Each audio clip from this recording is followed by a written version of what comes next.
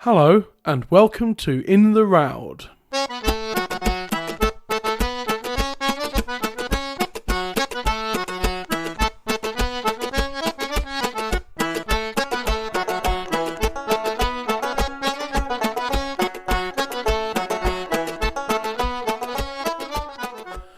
Greetings and salutations, dear listeners. My name is Matt Quinn, and this is In the Roud, a folk song podcast. I'll be your host to guide you through the world of traditional folk song as we go through the Roud Index, one song at a time. Each episode will feature two guests, one providing an historical look at the song, while the other will be a singer from the folk music scene to talk about their own version of the song. Way back at the very beginning of this podcast, I recorded an interview with Steve Roud where he explained a little about the index, so please head back to that introduction episode if you are unsure what the Roud Index is. We're now into the second half of Season 2 and this is Episode 7. This week's song is Roud 17, The Three Butchers. Later on, we'll hear from singer Jon Loomes, but for now, let's take a look at the history of the Three Butchers with the creator of the Roud Index himself, Steve Roud. Hello again, Steve Roud. Hello there, Matt. Hello. How are you? How are you doing? I'm fine, thank you. Yes. Good. Glad to hear it. It's been a while since we've had you on. It's normally you're more regular than this, but we've had a few Steve Roudless weeks. I think that's good for your listeners. They need a bit of variety. Yeah, this is episode 7. You were in episode 1 of this season, so it's been 6 weeks, which is. But we've had excellent people, other excellent people. Of course. We had 2 lots of Brian Peters. We've had 1 Vic Gammon, 1 Steve Gardam, and 1 Laurie Watson as well. And so, it's great to have you back. So, Round 17 is where we're at. I can't quite believe we're already at 17.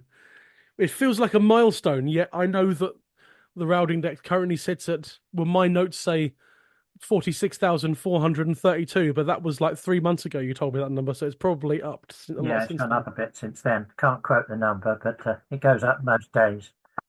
Don't worry about it. You're giving me more work. I'm not asking you to stop, though. It's fine.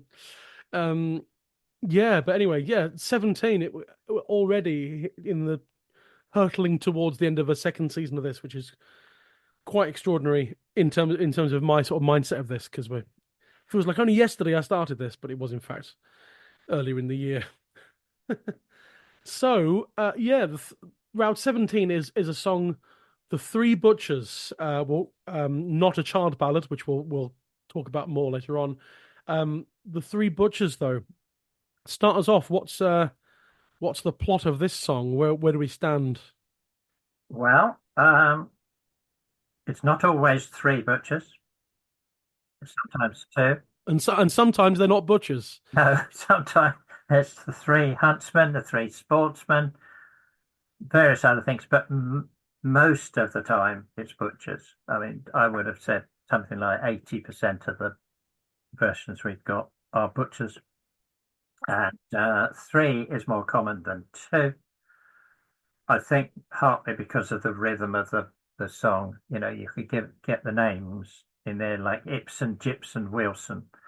You know, Wilson, Gibson, Johnson. That they have a nice rhythm to them. Johnson is the most common of the names of the 3 butchers. We'll talk about them as if they were 3, but remember that sometimes they're 2.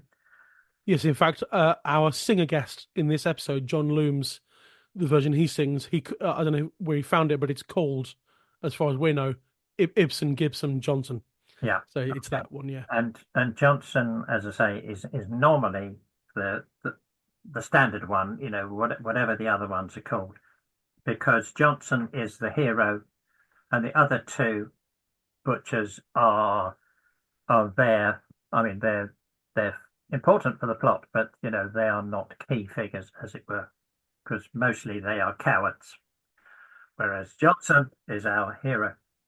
Right. So the story Obviously, as always, there are variations, lots of little bits that are different, but the basic story is very, very similar across the 300-400 years that we've got. The three butchers, I'm going to call them Wilson, Gibson, and Johnson, are riding along and they've got money with them. And no idea why they are butchers, by the way. It could be anything. But the key point is that they are carrying a significant amount of money. They're going to pay off their debts or they're going to pay their rent or whatever. Yes, they seem to be very well off butchers, or maybe they've pulled all three bank accounts together, and that's why they've got a lot of money. I think this could be true. They are nearly always described as jolly or merry or worthy. So it's not just three butchers, it's three jolly butchers. Often, again, that's for the rhythm. Whenever this is an aside, but whenever you're looking at these songs, looking at the meaning of the words, think about things that are in there just to make the the line scan properly, as it were, and to fit the rhythm of the tune and so on. So merry, but they may have been merry for all we know, and in some versions they do seem to be quite merry at the beginning. They sing a jig as they go along. Anyway, that's not important. The important bit comes. They're riding along and they hear a woman cry. They hear somebody, a female, in distress, often in the woods. Now, Wilson and Gibson immediately say, don't worry about it. Let's carry on. Might be dangerous. We're not getting involved. Pass by on the other side of the street. All of those things. Whereas Johnson insists on going and investigating. And what they find is a woman certainly in distress. She's stark naked with her hair pinned to the ground. And again, that little bit, hair pinned to the ground, is in most of the versions. It obviously stuck in people's minds as a sort of, an image, as it were. Yeah. So they free this poor woman from her predicament. Sometimes she's tied up in other ways. And she says she was robbed and assaulted normally by 10 highwaymen, often 10, sometimes other numbers, but a bunch of bad men anyway. And then before anything else happens, she does an ear-piercing whistle.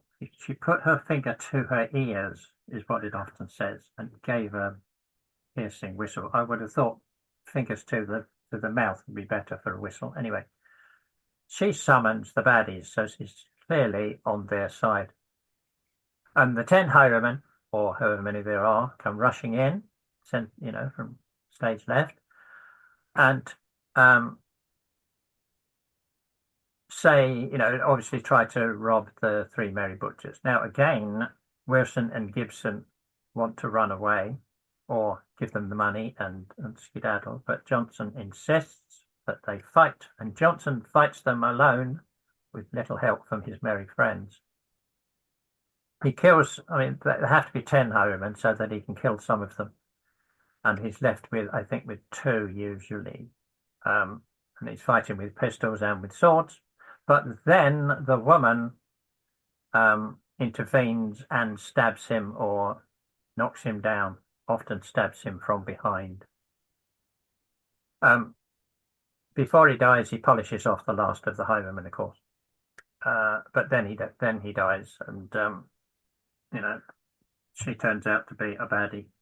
But we knew that from the whistle bit, when she summoned 10 highwaymen. Yeah. And that's it, really. You have killed the finest butcher that ever the sun shine on. Is his dying words, I think. Oh, how very egotistical of him to describe himself as the finest butcher. Well, exactly. Sometimes somebody else says that, but sometimes he says it himself.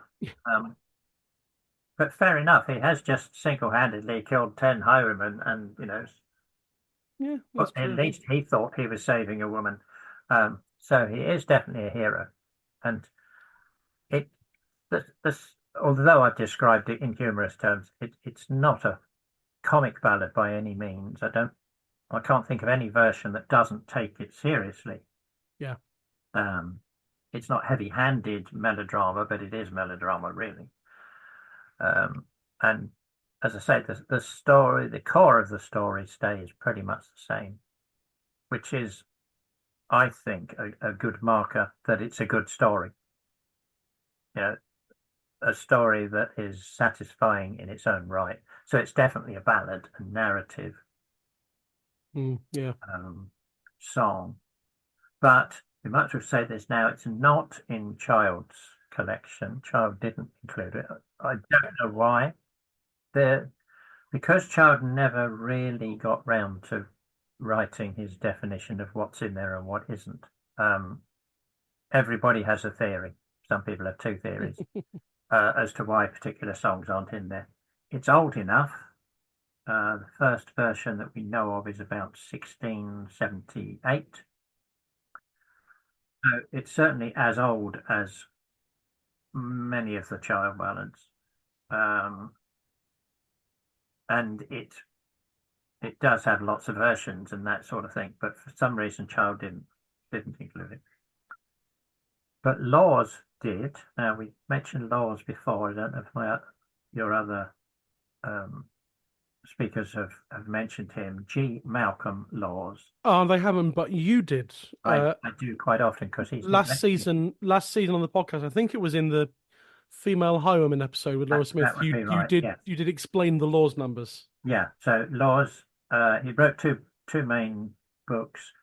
The one that's relevant here is called American Balladry from British Broadsides.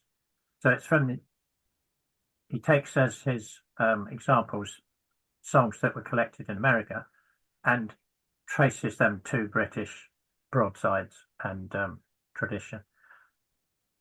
He gives them numbers, but his is a classification scheme. So this one is L4, and the L, I have to remind myself, means Ballads of Crime and Criminals. Okay. So in other words, if you're interested in subjects like crime and criminals or family opposition to lovers, that kind of thing, then Laws has done that for you. Not for every song in the world, but the main ones that went to America and became popular, like this one. So this is L4. So if you're interested in this kind of thing, do look up G. Malcolm Laws, Laws. His introduction to the classification scheme is very, very interesting. It's very useful. But it's way over 50 years ago that he wrote it. Well, 1957. So 70. And I guess the Vaughan Williams archive website is doing something similar now, isn't it? With the song subject search function. Yes, that's a relatively new addition, isn't it, to the that's right. We started it.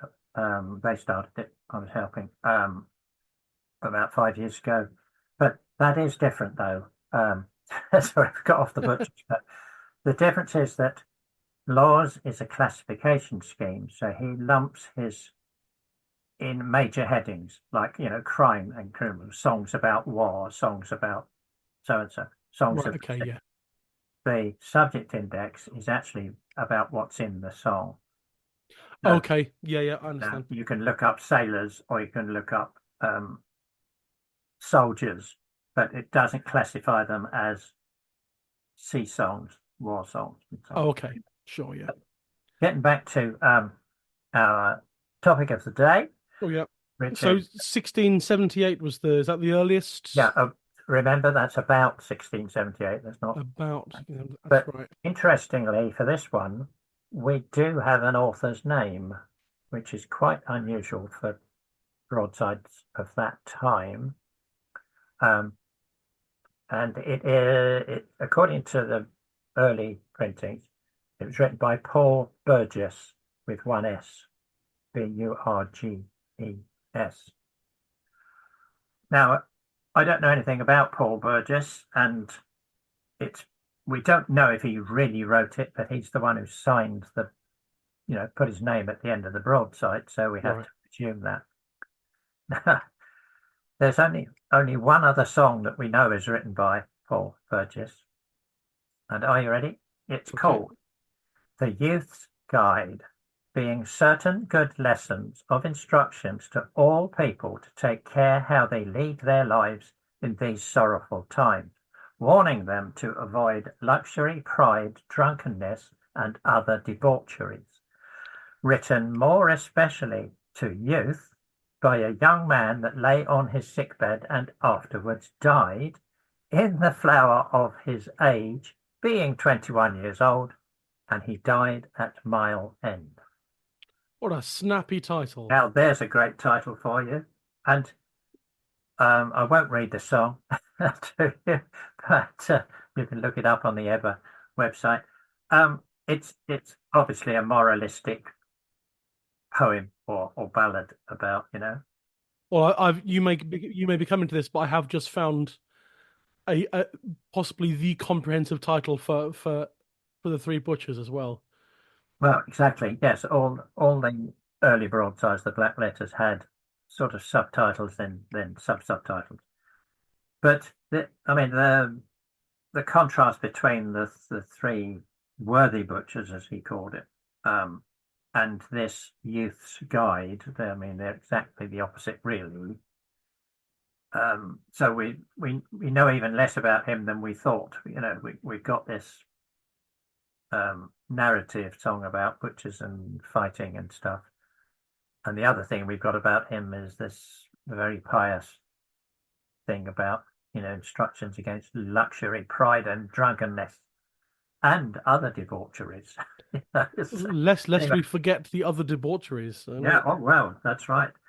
Um, so anyway, the song, as far as we know, dates to the 1670s. It's printed several times by other printers at around that time in the late 17th century. And then it is printed by just about every broadside printer in the 19th century, all the leading ones. And then it's no surprise that it was very popular in the tradition.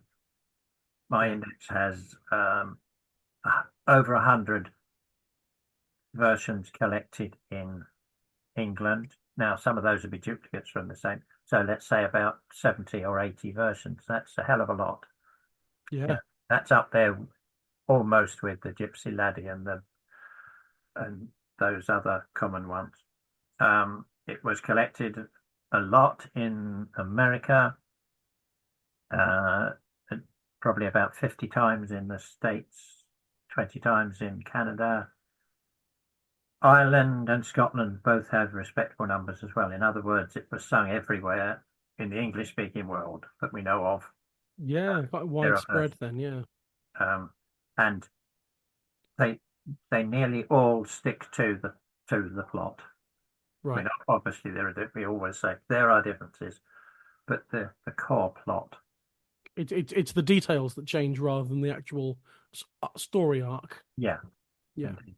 So in some ways, there's not much more we can say about it. It's it's sort of unique. I mean, it's with other things like, the broken token. We say that that's a formula that goes across lots of different songs. Um, I can't think of another one that is quite like this. Yeah, I was wondering that as well. It seems to be pretty much on its own in terms of subject matter. Yeah, I think so. I mean, people will probably write in and say, "Oh, yeah, but what about so and so?" And again, I think that might be one of the reasons why it's so popular is that it's stuck in the mind, stuck in people's mind, Yeah. because it's interesting and sort of unique take on life. The songs don't tell us what happened to the woman. She, um, oh, some of them do actually. Sorry, I'll tell a lie. Some of the earlier broadsides do have her arrested and executed. But broadly speaking, the traditional versions, I don't think do anything with her. It's just taken as read that she's a bad, bad person. Right.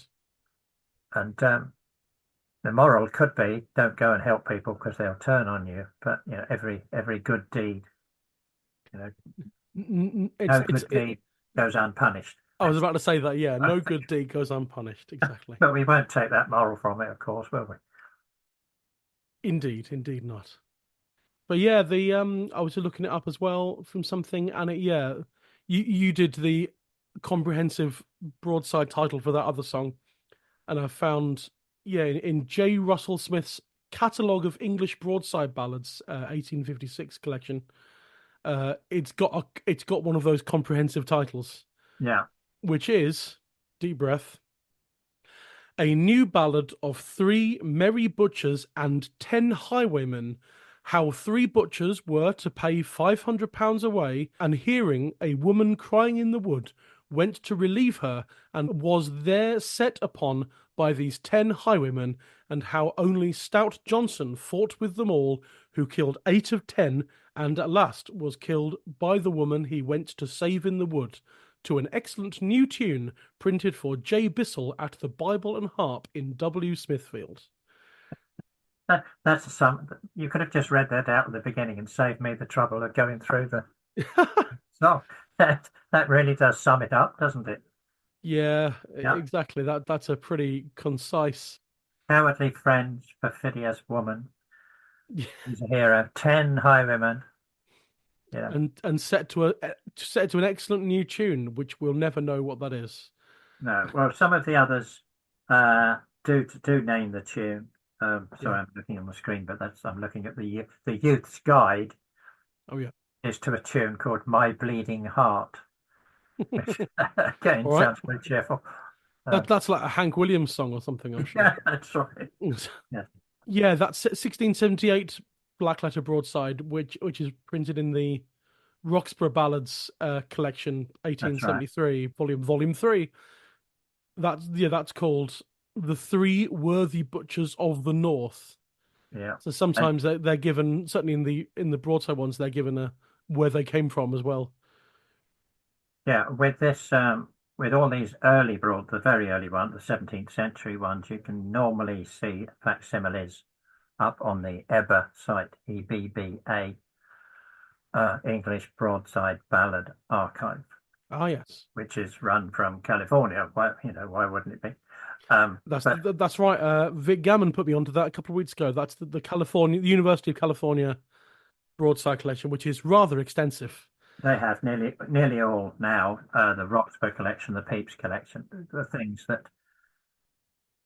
they were often published in Victorian times, but in very odd ways. At one point, any rude words in there, they printed them upside down. As if that's gonna Yeah, stop. so that only those people who have the sense to turn the book around can read the bad word. And of course, the very rude words aren't there at all. But anyway, Yeah, the Eber site has done us all a favor by putting them all up online fantastic. and index them so you can search for butchers. Yeah, and then because But that one's called that's the earliest one we know about, the three worthy butchers of the North. And in the first verse, it mentions Northumberland. yeah, So it was Ips, Gibbs, and Johnson, as Eve heard many say. So we've got Eve in there as well. They had 5,000 guineas on a market day as they rode over Northumberland as hard as they could ride. Oh hark, says Johnson, I hear a woman cry. yeah. So that gets straight into the story. And then I was wondering if other versions mention locations as well or not. I've got the words for some here. Always indebted to mainly Norfolk for providing us with sets of lyrics we can just compare straight away. Yeah, I will mention these people later on in the recommendation section, but Paddy Doran from Belfast, his version was the three old jolly sportsmen. There were three old jolly sportsmen. They went out for to hunt one day, in hunting o'er the mountainside, where at it we sat down till I spied this naked woman and her head tied to the ground. This is a very fragmented version. You do have a line about, I think this is about the highwaymen. They were men from Ballymanasy, There were more from the Lord knows where, some from the county Wexford, where the best of men were reared. Okay. That's fantastic. That seems to be like a verse doesn't even make sense. I'll read the whole verse out because that's. I tell you what, it's only 3.5 verses. The whole thing is there were three old jolly sportsmen. They went out for to hunt one day. In hunting o'er the mountainside, where at it we sat down, till I spied this naked woman and her hair tied to the ground. Saying, are you a highway robber, man? For this it is my reply. I am no highway robber, boys, but these robbers they robbed me. They stole from me my watch and chain, likewise my £50, till they left me here all for to die, with my hair tied to the ground. They were men from Ballymanasy, they were more from the Lord knows where, some from the county Wexford, where the best of men were reared. How could you ask for a nicer sight, nor to look with your two blue eyes? Did you ever see my love dancing up on the Wicklow mountains high? It being early every morning before the rising sun, when crystal ball for my downfall, and told me for to stand, ain't it grand to watch the grand green woods where the silvery moon do shine? End of song. Okay. So that's interesting, isn't it? That's I'm sure we could do a whole research paper on what's that about. that's the sort of thing that drives indexes mad. Because it's clearly, the three jolly butchers, and then it isn't. It's then probably some. It sounds like it might be a couple of bits from another song, really. Yeah, or more than one song, perhaps. Yeah, We probably could track down the rest of it. probably. But it's interesting that the key point of the hairpin to the ground Yeah, is still there. there. The essence of the butcher song is there at the beginning, and then it wanders off, and it's fine. You hear him sing it, and I mean it doesn't make sense, but it's perfectly all right as a song. It's only in cold print that it starts to look rather um, inconsequential. And of course, he might not have cared whether it made sense. We always want things to make sense. You read a book, Indeed, so yeah, want it to make sense. That's not necessarily true for traditional singers. They may be going for something else. yeah, They may absolutely. not care about it. And we'll mention Bob Scareskin in a little bit, but his version, that's more or less kind of in quotes the standard sort of version that you'd hear. 500, apart from three jolly sportsmen, but 500 guineas. Johnson, Lipston, I think, are the only two that are mentioned by name. So there you go. One of them doesn't even get a name check. That's right. Johnson, Lipson, and the other one. The other one. And Harry Cox, two jolly butchers, as I've heard many ones say, they're riding out of London all on one market day. Johnson and Gibson are the only two that I mentioned, but that is two jolly butchers, so that's why. Um, and then yeah, Carolyn Hughes, three butchers, but all you get is Johnson because that's quite a fragmented version again. So all you get is Johnson. Yes, they usually are from Carolyn Hughes. Big and Smith, the three Jolly Butcher Boys, Gilson, or it might be Gilson, maybe Gilson, and Johnson, and that's all you get. But the third one's there, but not mentioned.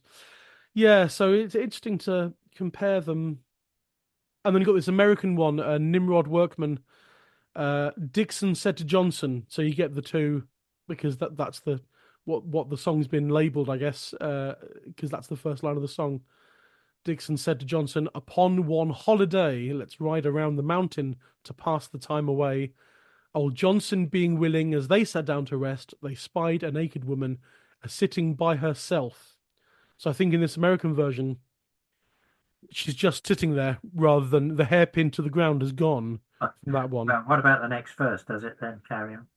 Oh woman, foolish woman, what are you doing there? The robbers, they have robbed me. They left me here to die. Old Johnson being willing, a willing man in mind, he threw his great coat around her and took her on behind. Ah, But yeah, that's right. In a lot of versions I've heard, she whistles for the highwaymen or the robbers after he's kind of untied the hair from the ground, Yes, wrapped his coat around her, and then put her on the back of his horse with him. yes, the coat cloak bit, as any gentleman would do, is there in a lot of the early versions. It's quite specific. Wrapped his cloak around her. But so this version is very interesting because it doesn't have the robbers. He threw his greatcoat around her and took her on behind, so she's on the back of his horse. Oh, and then she stabs him. And they rode on a few miles further. As they sat down to rest, she drew a bloody dagger. She plunged it through his chest. Woman, foolish woman, see what that you've done. You've killed the bravest soldier that ever fired a gun. And then we get a plot twist. I know I've killed many a man. I've killed them all my life. I know I've killed a many a one. I am that robber's wife. Oh, right. Okay. Ah, that's fantastic. I love that. That's a neat coming up. Yeah, well, tidying up at the end. But even though I miss the 10 highwaymen. Yeah, it's truncated, but you get she's one of the robber's wives. Yeah, She's the but robber's wife. So, that's implied in the other songs. She didn't have to say that out loud. oh, is it? Okay. Well, I mean, she's in league with them, so presumably Oh, yes. she's one of them. Um, and Nimrod's version misses out his heroism of fighting off the robbers. Yes, it does. So it's not quite so satisfying. All he's done is It's truncated again, but it is interesting for other reasons. yes, that's right. Yeah. But Oh, it's patently the same song. I mean, this is my point that yes, it's definitely Route 17. with So all that's these that. different, there's no doubt that apart from Paddy Doran's one, which wanders off into crystal balls and things, the others are Yeah, I love that.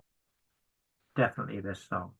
Yeah, I love this. All this sort of thing to do with different versions and how or why and when it changed. Yeah, It's fascinating to it people like is, but me, to people like me. And I was, it's a bit like it is a rabbit hole, in that you don't know where it's going to lead, which is interesting, but we never have the full information that we need because you don't know which version came first, which one, you don't know the direction of the influence. You yeah, don't know if it went to America on a broadside or in somebody's head, or in several people's heads. So, it might already have had 100 different versions before it went there, or it might be one version that went there, which then split into 100. You don't know. Computers might help us. If we feed them all into a computer, then there are well, yeah, there are people trying this. Feed all the texts in, and see if we can do a sort of family tree of how things have developed. Sometimes you can, other times it's just a mess. Yeah. indeed. I was just glancing through some stuff on the Vaughan Williams Memorial Library Archive. Found a 1906 version collected in November 1906 in Dorset. That would be Frank Purslow. Oh no, Uh, it's in the Hammond collection. Beg your pardon, yeah, Henry Hammond. Henry Hammond, but it's in Frank Purslow's transcripts. Is what it is, and performer is Jay Vincent, I think, and it's only a fragment again, but it has. Yeah, what brought you here, says Johnson. What brought you here, I pray. I've come now to release you. If you won't me dismay or dissay. And then you got a verse of her saying, they ripped me, they stripped me, my hands and feet they bound, they stripped me stark naked and pinned my hair to the ground. And then only has one other line, which is obviously as far as this guy could remember. Along came 10 young stripling lads. STRIPPLING. Maybe that's meant to be strapping. No, stripping is a word Oh, is it? meaning young people. What, That, stripling? yes, Stripling? I think so. I've never come across that word in all my 35 years on this planet. Well, we'll look it up afterwards, but I'm pretty sure a young stripling is Oh, Uh, okay. That sounds plausible. Yeah. young, it's sort of slightly derogatory. Okay, and it's definitely a You're word that has fallen out of you're use. not proper grown up yet. No. Okay. Yeah. And and it's definitely a word that has fallen out of use. I think now because Oh, yeah, I don't think we go around calling people striplings. no, call young shavers instead. Uh, uh, how old am I? Anyway, yeah. There's the other thing I mentioned. Oh yeah, Henry Burstow, the traditional singer in Sussex, Yes, was collected singing it. I don't know if we've got the. It probably is on the Vaughan Williams archive somewhere, but I haven't looked it up. But Lucy Broadwood collected it from him, and he had a chorus, which is just a stock chorus. Really, it has nothing to do with the song. It nothing to do with the plot. With my hey ding ding, with my ho ding ding, with my hey ding ding high day. May God keep all good people from such bad company. So most of that chorus doesn't mean anything to do with the song, but at least that last line kind of vaguely applies as a moralistic sort of chorus yes, line. and that fits with the writer of the original thing. Um, yeah, Henry Burstow's interesting in that, I mean, he had hundreds of songs, literally. Yeah. He was a prolific singer, and some people think he was a collector in his own right. He did make some phonograph recordings, Ooh. but they haven't survived, unfortunately, Oh, that's such a shame. which is a great shame.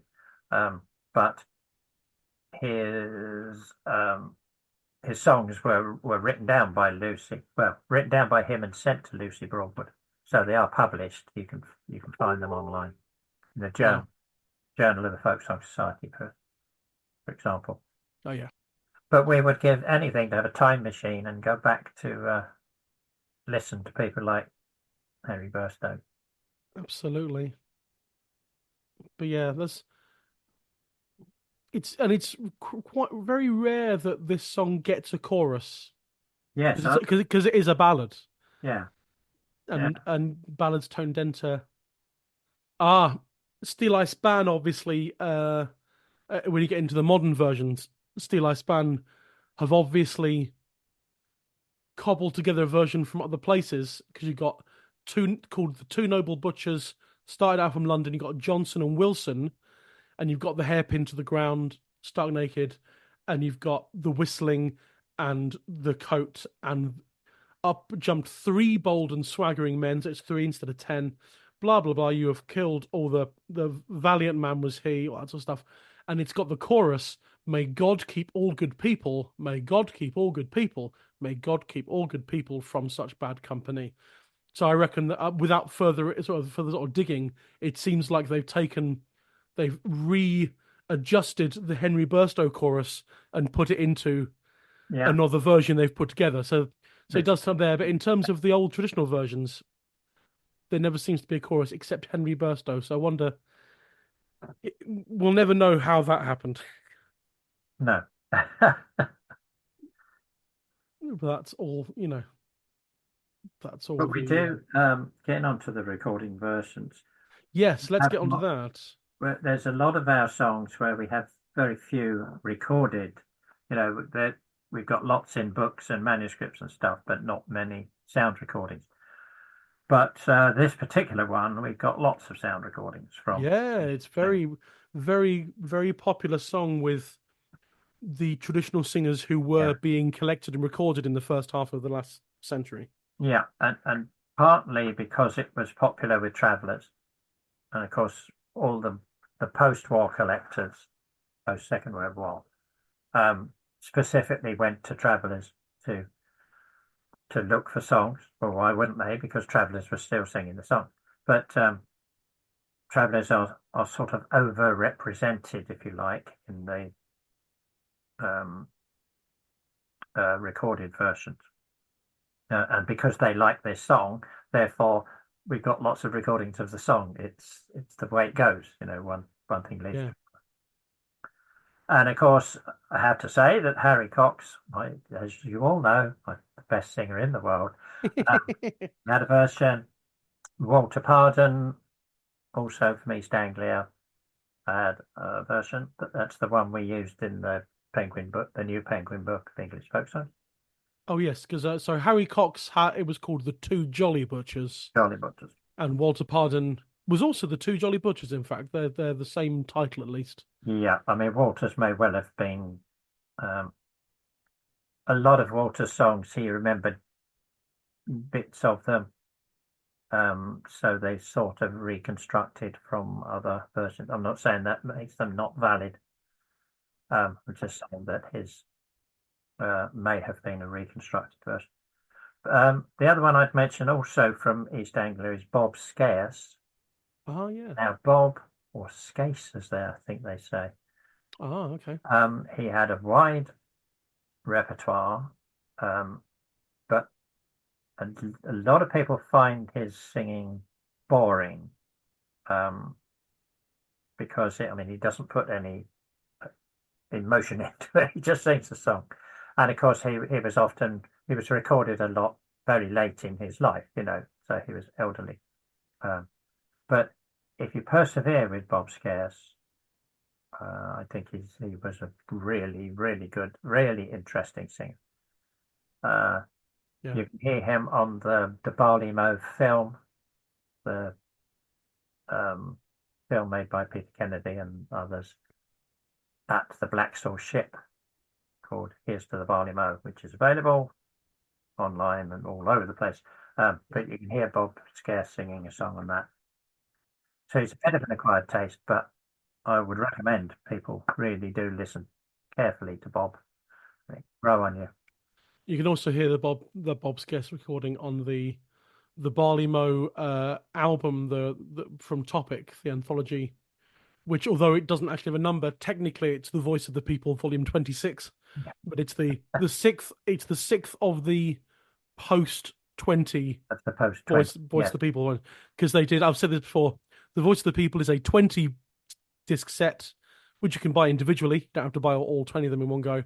And there are subsequently 10 more CDs, albums, which are not numbered, but they are technically under the Voice of the People label. Yeah, once they got a good title, they decided, the series title.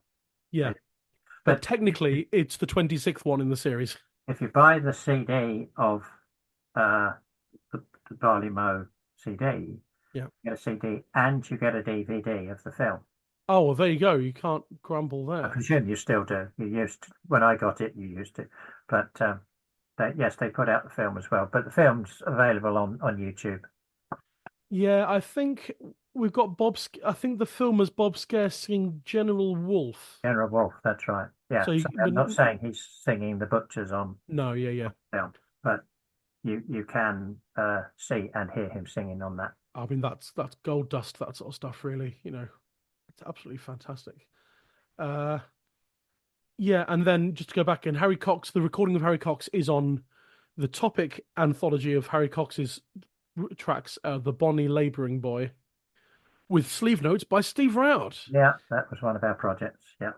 And the recording of Walter Pardon singing it is on an LP from 1983 called Bright Golden Store, which is a 1978 recording made by Mike Yates of the song.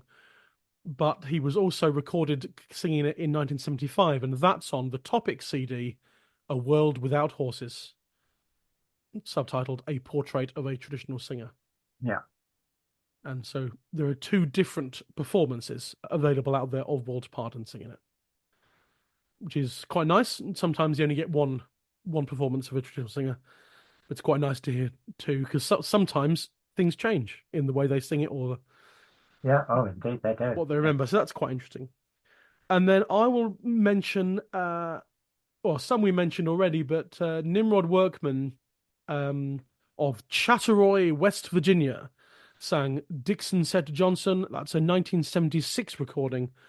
And the Musical Traditions record label run by Rod Stradling. I can't recommend it enough in terms as a resource for recordings of traditional singers and musicians. But there's volume 2 of a thing called Meetings a Pleasure. Volumes 1 and 2, I think, is now out as one thing maybe. And in that is a recording of Nimrod Workman singing that. the links to these all go in the show notes. There's a West Country singer, West Country of England singer, Carolyn Hughes, sang it to Ewan McCall and Peggy Seeger, and it's in their book, Travelers' Songs from England and Scotland, which I have on my shelf.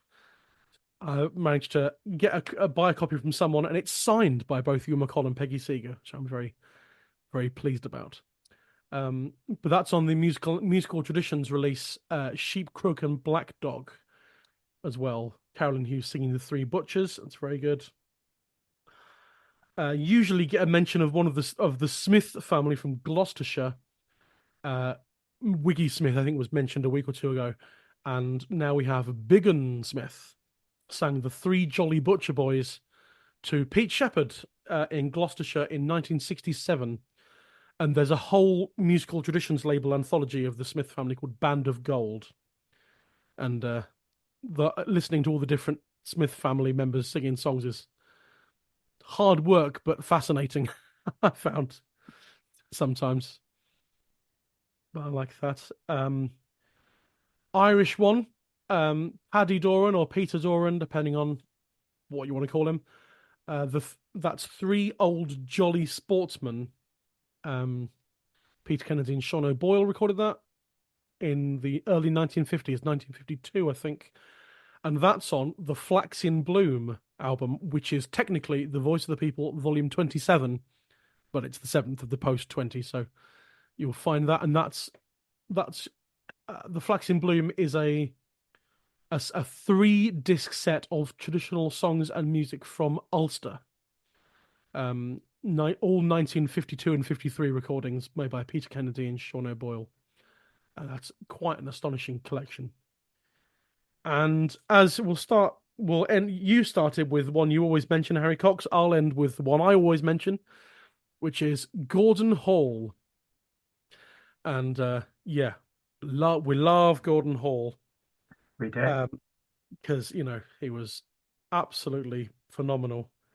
And I'm just trying to look him up to see if I can find any more information about this song. But all we've got, it's on the Sussex Traditions database website. You can hear the recording of him singing it on the Sussex Traditions archive. He was never recorded singing it in, like, if someone collected him or any of the album, like the 1 or 2 albums that he sort of officially made for Veteran or Country Branch Records. But as you know, Steve, and a lot of people might not know, Gordon did record himself singing a lot of his songs. He had like a cassette recorder, I think, and a reel-to-reel tape or something, and a microphone, and just sat down and over a few evenings recorded as many songs as he could think of. Yes, I think he was hoping for a musical traditions release, but it never happened, unfortunately. Well, I know that Rod wasn't particularly sold on Gordon Hall's singing style. No. So that might have been it. But yeah, so it's cassettes. They're cassettes, and he called it Watson Hall, which is very good. And I think certainly, I don't know how many he got to, but certainly there's about 95 recordings available to hear. I don't know if that's the extent of what he recorded or not. I think it probably, well, in that session, but of course once the cassette player was invented, then a lot of singers recorded themselves. Yeah. For their own benefit or to send to family or friends and stuff. So these things turn up quite regularly now in shoeboxes from other people's beds and things. Of course. So there'll be more to come, I'm sure. And Gordon, recorded all that lot in 1990-ish. I'm not entirely sure, but circa 1990. Watson Hall cassettes. And if you literally, I just Googled Sussex Gordon Hall 3 Butchers, and the first hit that came up was his 8 minutes and 11 seconds of the 3 Butchers. It's quite a long one, but also I think that's just, he sang it really slowly, because that's what he did. But I love the fact that he called it Watson Hall. I'm all for, as we know, because I call this In the Roud, I'm all for a good surname pun. Yeah. And Watson Hall is good. And at some point, I'll record either an album of Gordon's songs or an EP or something, and I'll call it That's Hall Folks or something, because they're there. You've got to use them. Anyway, you can find that one on. I'll put a link to that in the show notes, but that's there on the Sussex Traditions database archive, along with the other 95 recordings of Gordon Hall's Warton Hall. Anyway, that's a pretty good list of songs, of versions, I think. So we'll leave it there. As ever, thank you to you, Steve, for this. Thanks for having me.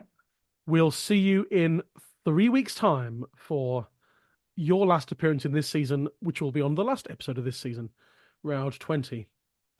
So remind me what that is. It's The False Night on the Road. Oh yeah, okay, yeah. I better start looking that up then. Okay. Yeah. Well, I'll give you 3 weeks warning. That's fine. Yeah. So we'll see you back for then. Otherwise, Steve Roud, thank you very much. Thank you.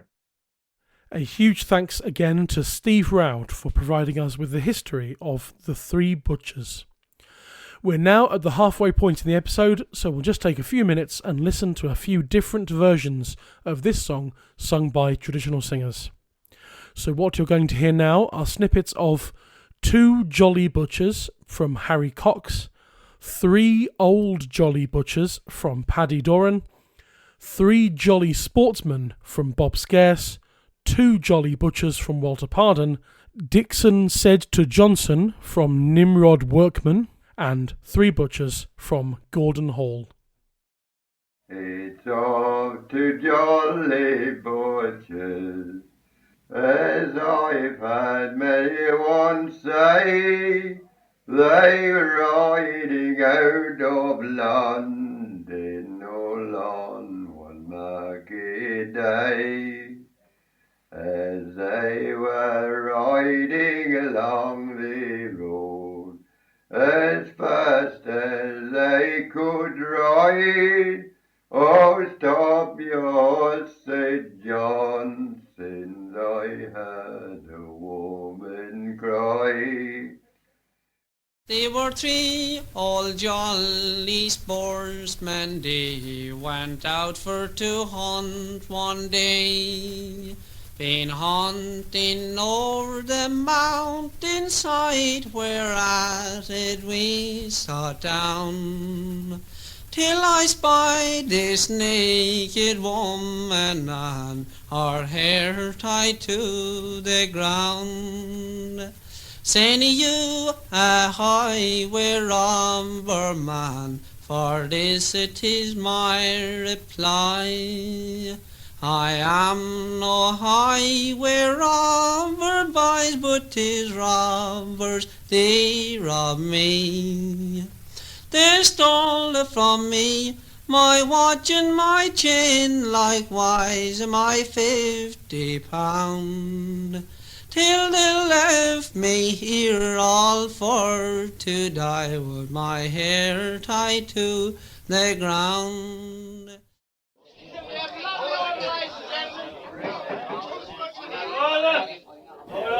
All three dollars for and I have had people say they took 500 guineas all on one market day. Now as they were riding along the road, as fast as they could ride, saying stop your horse, try Johnson, for I hear a woman cry. But I shall not stop, said Lipskin. I shall not stop, said he. I shall not stop, said Lipskin. Else rob it we shall be. Dixon said to Johnson upon one holiday, let's ride around the mountain to pass the time away. Old Johnson being willing, as as they sit down to rest, they spied a naked woman a-setting by herself. Oh, woman, foolish woman, what are you doing there? The robbers, they have robbed me. They've left me here to die. Old Johnson being Willem, a Willem man in mine. He threw his greatcoat around her and took her on the arm. The story I will tell to thee, it is a butcher's try. Came a-riding out of London town, all of a certain day. 'Twas Wilson, Gibson, Johnson, with swords all by their side, and 1,000 bright gold guineas, safe wrapped in budget's tide. With me hey-ding-ding, me hoo-ding-ding, me hi-ding-ding, hi-day. May God keep all good people from such bad company. And you can find the links to all those tracks and the albums they're from in the show notes. On to the second half of the episode. I sat down with singer Jon Loomes to discuss his version of the song called Ibsen, Gibson, Johnson. Well, hello and welcome to In the Roud, Jon Loomes. Hello. Hello there. Hello. How are you? I am nursing a considerable hangover. I had a big birthday yesterday, and apparently I enjoyed myself very much indeed. Well, that's all we can ask for. I'm lucky to be alive, let's be honest. Well, we're very glad you are. You say that now. Yeah, I'll come back to you in about an hour. Right, yeah. You have a hangover, and I am a bit ill with a cold. I'll try not to sniffle too much throughout this chat. We'll see how we go. They can't catch it over the radio, you know. They can't get it off the wireless. Indeed. Yeah. Indeed so. Right, here we are, Roud 17, episode 17 of the podcast in total, but this is episode 7 of season 2. Roud 17, The Three Butchers. Before we get on to that song, though, give us a little bit of Jon Loomes' history. I know you're a singer and a multi-instrumentalist. How did music come to you, and how did folk music come to you, or did you come to folk music? How did musical upbringing and folk music happen for Jon Loomes? Oh, well, yeah. So I was born at a prodigiously early age into a house that was stuffed to the gunnels with instruments. My dad was involved very much with the revival, and yeah, my earliest memories are him playing his guitar or his banjo or whatever. There's a photograph. I'm showing my age here, aren't I? I'm 27, darlings. That's the official age. But yeah, Christmas 1975. I am 5 weeks old at this point, and there's a photograph. I'm 55 weeks old. Let's get that right. Yeah, a year and 5 weeks. And there's a photograph of Tiny John opening his Christmas present from his father, which is an Appalachian dulcimer that my dad had built in the garage over a couple of weekends. And this was, to keep my sticky fingers away from his guitar. Actually, no, he was worried that I'd mess about with the machine heads and break a string and take an eye out or something like that. So he designed this Appalachian dulcimer so that if you applied pressure, too much pressure to the strings, it would just fold up. Well, had that actually worked, it would have been very much more dangerous. But the thing is, the most rock solid instrument. It's hung on a wall. I've still got it 50 years later, and yeah, it's a nice thing actually. But given that he made it out of plywood, yeah, it sings. It works very well. Most of the frets are in nearly the right place. But yeah, and so I grew up surrounded by this kind of stuff. And my mum was a choral singer and a pianist and all of that kind of thing. When I was 6, I got installed into the church choir and piano lessons from that age and all of that kind of thing. And I must have shown some sort of ability, because pretty soon all the adults around me were going, "Oh, the boy can play, the boy can sing, he'll have a career." And thus began an awful pack of lies that led to the desolate state I'm in now. At 16, I was in a group called the National Youth Choir, and we toured the world. I did the fanciest gigs I will ever do while I was a teenager, and former gifted kid. This thing is one of those. So yeah, I'd been around the world with these musicians representing my country and all of that kind of thing, and we were good. Actually, this is a little moment I'm quite proud of it. Breathe on fingernails, polish on shirt. We were hot. We were the business. And of course, when you're 16, 17, you kind of it's easy to be arrogant because you haven't really figured out how to do social and all. It turned out later on I find I'm autistic, so that kind of compounds things. Anyway, I suspect partly because he wanted to go, and partly to make me see the world in a different way, my dad took me to see Martin Carthy and Dave Swarbrick at St Neots Folk Club. This would have been 90, 91, 92, something like that. It was wow. And I watched, and from the first note to the end of the show, I did not understand a single thing that was put in front of me, and that was a revelation. And I went away humbled and changed and determined that, well, this is the thing I must do. I must learn all about English folk music, and I must figure out how to play the guitar so it sounds like a grand piano, and all of that kind of stuff. And I get involved in my hobbies. 30 odd years later, I still can't do it, And this is an indication of the longevity of some folk clubs. I performed at St Neots Folk Club earlier this year. Oh, blimey! I'm glad it's still going. It's still going. I won't say the venue because I'm suddenly at a crisis of confidence about which venue it's at. But back in March of this year, 2024. I was on tour with my duo partner George Sansom, and we played. Oh, George, he's lovely. Yeah, we played at St Neots Folk Club. Yeah, so it's still going strong, and a very nice club it is too. Yeah, is it a fella called Roger who runs it, or is that my memory might be blank? There is someone called Roger. I don't think Roger's running it anymore. I think he's just someone there now, but right, okay. He's still around, but it's run by someone else. Yeah, I remember he's a nice fella, but everything seems a long time ago now. I'm dredging at the back of my mind for all of this stuff. Yeah, but you saw Carthy and Swarbrick there. Swarthy and Corbrick. No, Carthy and Swarbrick. Get your teeth in, Loomes. And that was the Pete Bellamy Memorial Tour. It was when Peter sadly passed on. And 1991.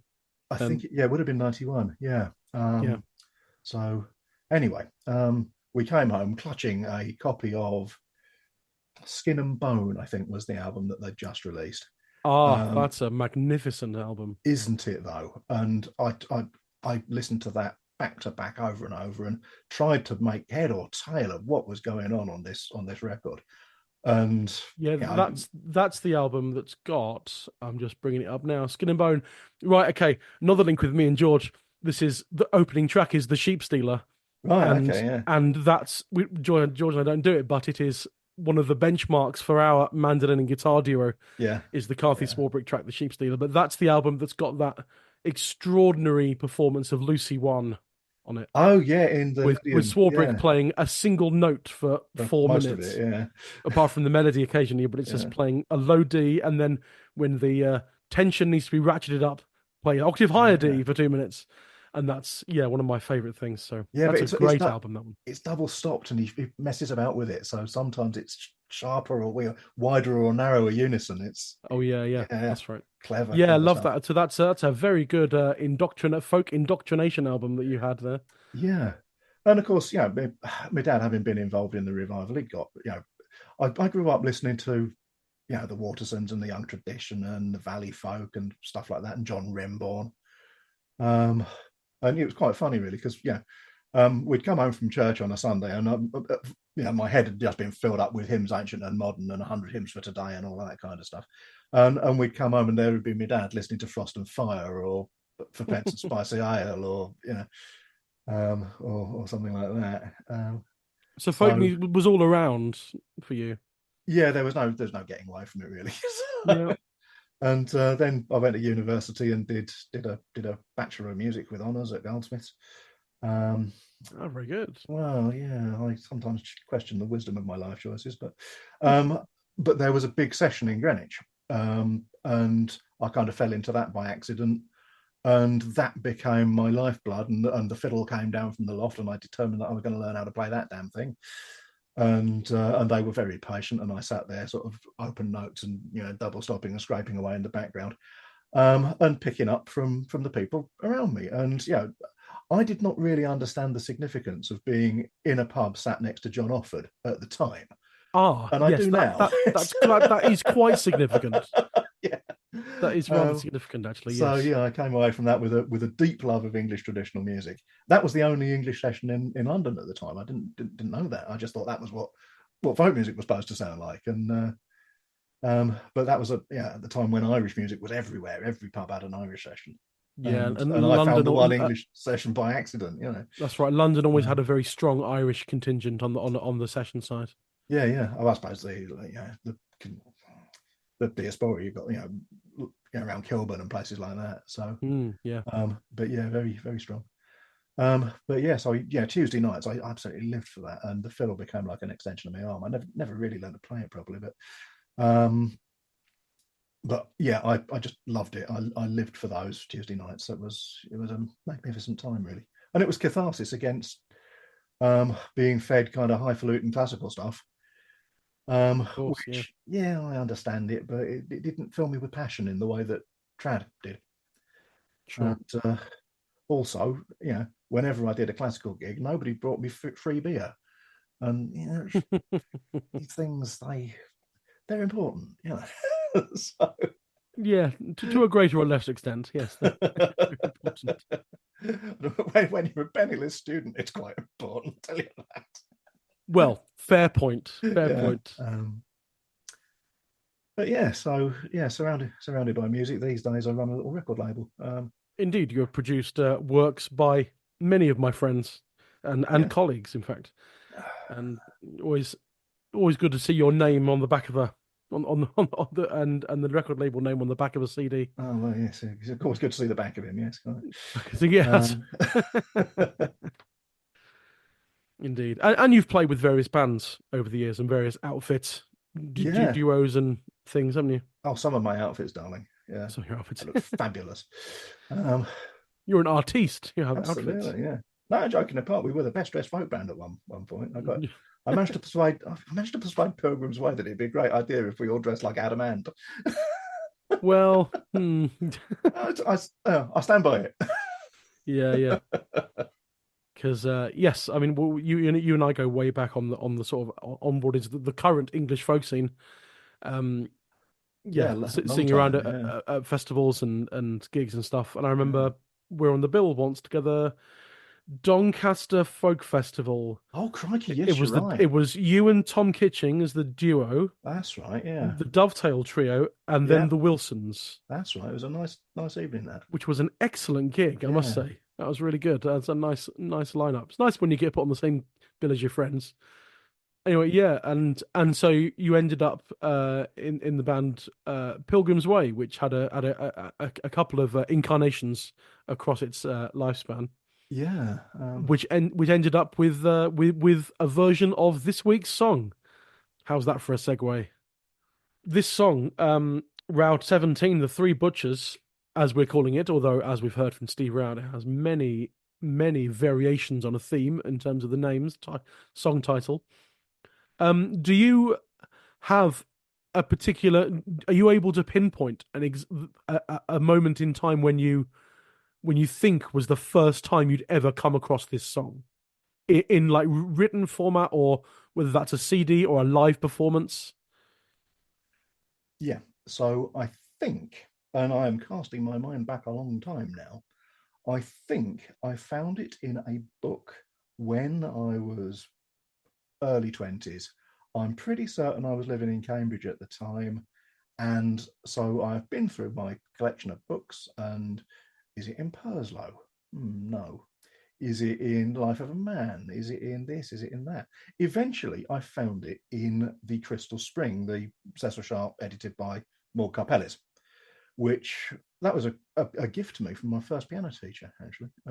But yeah, I found a version of it in there, which is, I think, substantially the version that I later heard on Carthy's second album. But yeah, I'd learnt the thing.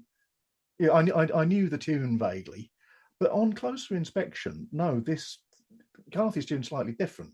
He's doing the Cecil Sharp version, and what I had wasn't quite it. So either I imperfectly remembered it, or I'd found it in another book somewhere. And so the search went on. Is it in Late Leaves from Lincolnshire? No. Is it in Mary Humphrey's Cambridgeshire book? No, it's not. And I've got this image in my mind of it like a broadsheet almost, but in modern print, but with the illustration that would have been at the top of the broadsheet of a horse and carriage being held up, which yeah, it would have been in a section of cutpurse, thieves, rogues, highwaymen, those sorts of songs. And yeah, I do know, for the life of me, I cannot find it. And I think it might have been on a photocopy given to me by the late and very lamented Chris Cole. But again, we are going back a long, long time, and I just simply cannot remember. I have dug through every book I can find, yeah, it's just not there. So where it came from, I don't know. I think out of a book. Yeah, we settled on doing it because the theme of the record was highway persons, criminals. Oh yes, the album's called Stand and Deliver, isn't it? Yeah, again, stupid things. I just fancied making a folk record that sounded like Adam and the Ants, because why the hell not? I'm greatly of the opinion that folk music is a repertoire rather than a style, or certainly traditional music. I don't know. And please do feel free to argue with me on that one. But I think that has implications for how you can approach. Well, I think one way of looking at it, I think, is that classic Dave Swarbrick quote when someone said to him, "I'm not sure about whether the way I'm arranging this tune is any good or not, whether it will be people will like it or not. Is it right for it or something?" And Dave Swarbrick said, "It won't mind." Yes. And I think arrange it however you want. It won't mind. Yeah, I mean, it's that whole the only thing you can do to damage folk music is not sing it, and that's the Martin Carvey quote. Yeah, that's it. I've always seen that as a challenge. Yes, but I'm sure there's an award for disservices to folk music, I think. Oh yeah, the brown badge of the EFDSS. Yeah, that's right. Yeah. So yeah, did the version that you sing, that is that you cobbling together bits and bobs from different versions, or is that one complete version that you just nicked from somewhere? Well, the tune is as I remembered it, and that's the same. The one that Martin Carthy did as well. The dum da da da dum bum da da da da da, kind of. Yes, but not quite. Yeah, it's a variant of it. Yeah, that's fine. It's the tradition, the evolving tradition in progress. Yeah, as I say, I'm pretty certain I had it off 5-line stave in a book. So that melody would have been a variant of the one collected by Sharp. But yes, it's not quite the same, and I don't think that's me being overzealous with the editor's pencil. I think that is just literally how it was printed. Because generally speaking, if I learn a tune, it's gone in. It doesn't tend to change much. I'm fairly constant with these things. Having said that, though, I mean, it's probably 20 years between me learning it and recording it. So who knows what might have happened. It might be the folk process. Yeah, and the text would have been again, the text is very similar to the version given in Sharp. I probably, as we do nowadays, I probably went straight to mainly Norfolk and had it off there. There will be a couple of textual changes because the way that I approached doing the album was to edit the texts of the songs as a whole. So there's consistency of language, consistency of style. And also I wanted to get this refrain of stand and deliver into the record as many times as possible. Little threads that it kind of work through. So yeah, the changes to the text will be minuscule things to make it flow better, things to make it more intelligible to modern audiences. That's the kind of approach I take with this kind of stuff. Sure, yeah. But I don't think there was very much to do on this one. Right. And does that include? I haven't listened to the version you did with Pilgrim's Way in great depth yet, but does it conform to all the usual story beats that we heard from Steve Roud, or the I mean, it's three butchers, isn't it? It's are they butchers in this version? Well, this version they are named. They are Ibsen, Gibson, and Johnson. Gibson makes another appearance later on the record.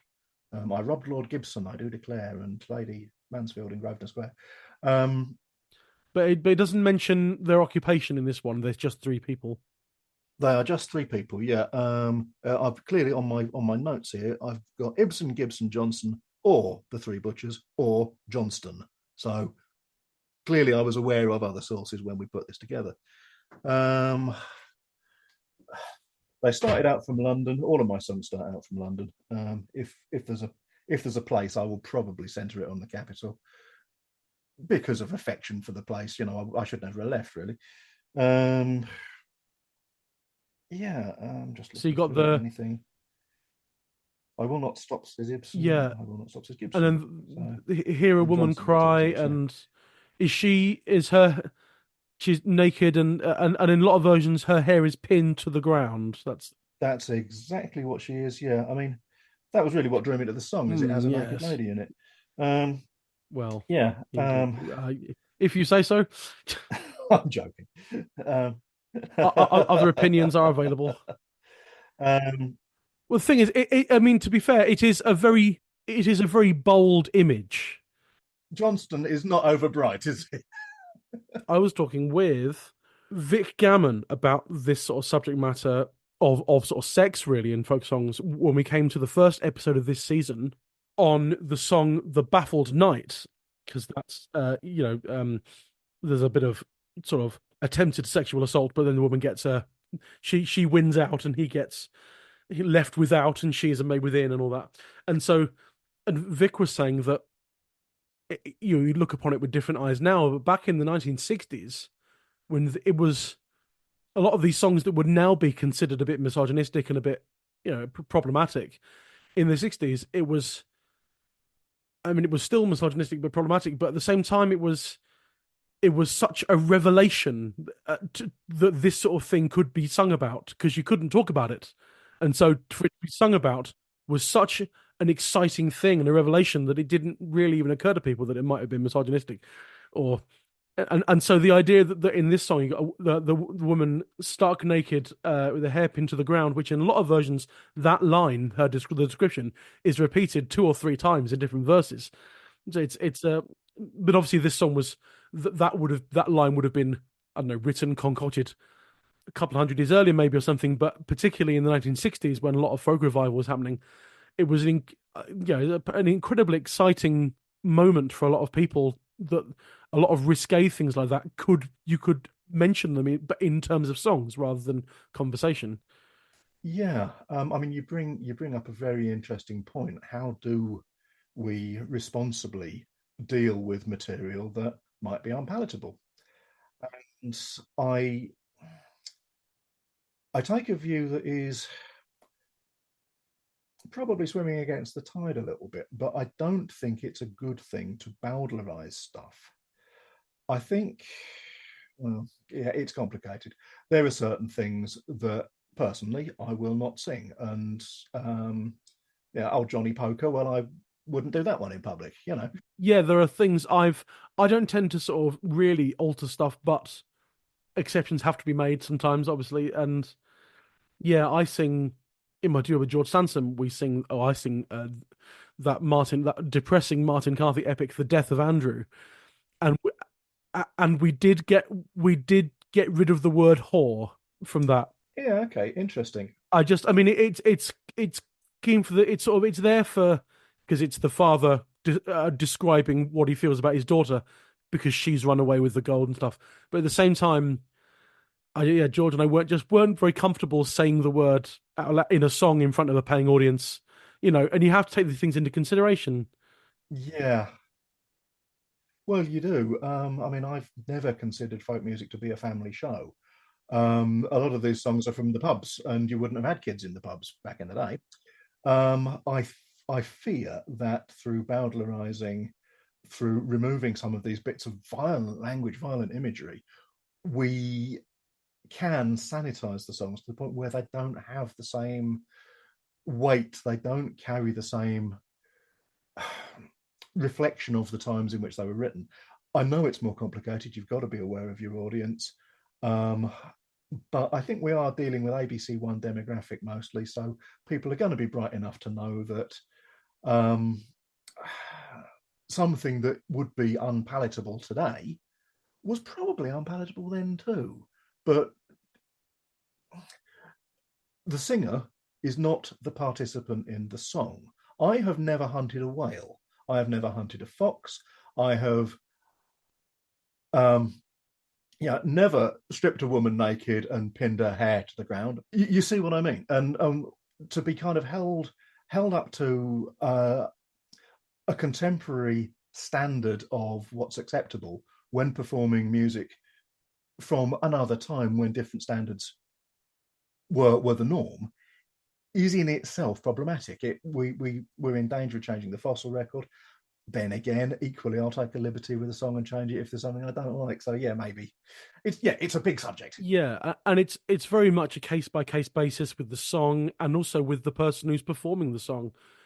There's times I think when it's a balance between, because a lot of singing folk songs is you're kind of, on one hand, you're kind of presenting a historical artifact in a way. This is an old folk song, and I am performing it to you. On the other hand, you've got to do what feels comfortable for you, and you've got to make a balance of that, and also know your audience, and know what's acceptable in modernized and what isn't. And in relation to this song, yes, you've got this striking image of a woman with her hair stark naked with her hair pinned to the ground, as is the phrase 2 or 3 times in some versions, and that's a very provocative image. But then again, as we find out through the course of the song, it is her choice to do this because she is the bait. Absolutely. She's part of the gang. Yeah. And so, it is her choice to do this, and it's not. The whole point is that our 3 leads, in your case, Ibsen, Gibson, Johnson, are coming to the rescue of a damsel, but it turns out that she's not in distress at all. No, and occasionally, at least in one version I did find, which I mentioned earlier in the episode, the American version, sung by Nimrod Workman, it turns out in the end that she's one of the robbers. She is the wife of one of the robbers. Yeah. And so there's that twist as well. So she is fully in the gang, and she has what's the word? She has agency in this. This is her doing. She is doing this as part of the gang of robbers in order to lure these 3 men. Whether and as far as the song describes, their actions are heroic in nature rather than anything sexual. They are. Yeah, well, I mean, the naked lady does stab our erstwhile protagonist, which I kind of think trumps it. It's yes, the men don't basically, because the three butchers or huntsmen or sportsmen, whoever it is in the song, essentially don't come out well. I mean, it's only Johnson usually, isn't it, that goes to help her. That's it. And the other 2 don't bother and ride off. And then Johnson fights and kills all but some of the highwaymen or robbers, and so most of the men are dead, and she comes out of it rather well, despite being of the villainous persuasion.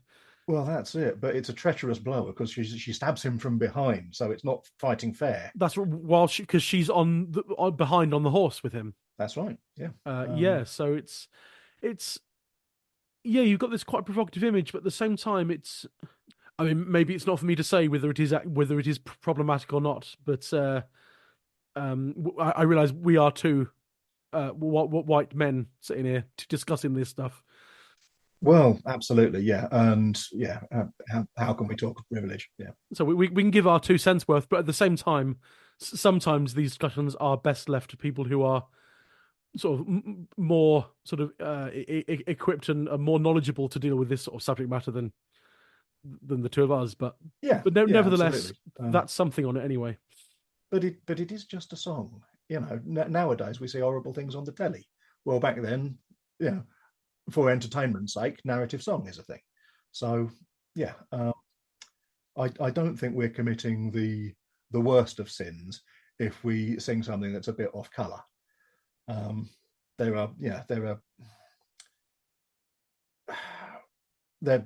a bigger sheep to get hung for than this, you know. We used to say, when it came to the Dovetail Trio and performing my old band, we used to say, because we did one of those sort of Greenland whale fishery songs, yeah, and we ended up it as a joke, but nevertheless it was a joke with a serious point to it. Was that it was that old thing like you get on DVD and Blu-ray warnings? It says the opinions stated in this song do not represent represent those of the Dovetail Trio.